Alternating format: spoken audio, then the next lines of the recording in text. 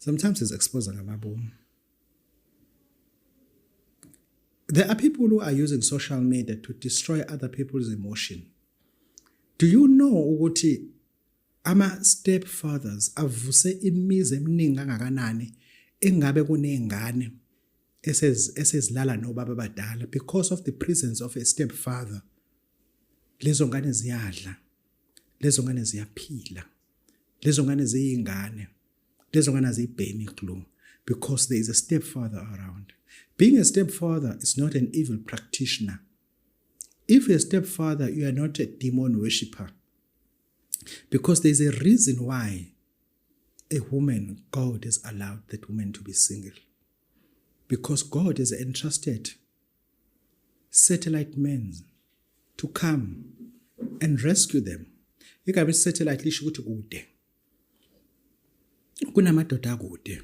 uNkulunkulu awabekile wasa invest izinto kubona ukuthi I'll raise you because kunomuntu esifazane engizomletha empilweni yakho engithathe mina indoda yakhe ila embusweni wami iphambi kwami sebusweni bami ngayithatha ngoba ngazi ukuthi I will raise you and replace yena ukhulise lezangane zikhule lezangane. And we cannot be using a social media because abantu abaningi bayayifunda into ku-social media and bayipractice. Abantu abaningi today benza izinto abazibona ku-social media but bayi-rehearse ukuthi zenziwa kanjani. Because the power of social media and influence, it's so great. But laba abantu abanga-so-called stepfathers, abanye they are not even sex active. Yabo obaba badala ukuthi nje bamthandile lo muntu esifazana omthetha hayi nginengane yodwa egulayo yomfana inokuphazamiseka nje engqondweni mezothi hayi lokho amantombazana ayikho right.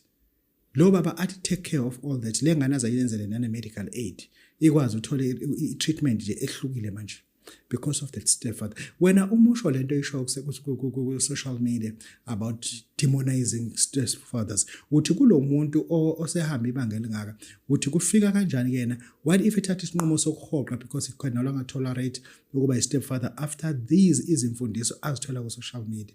Ngisho ukuthi funa us understand the power of social media is immense. That is why if the country goes to war, they turn off the social media because they know the power of social media.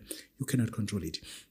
And you should, we as adult people, sense social media. We as adult people, we as adult people sense social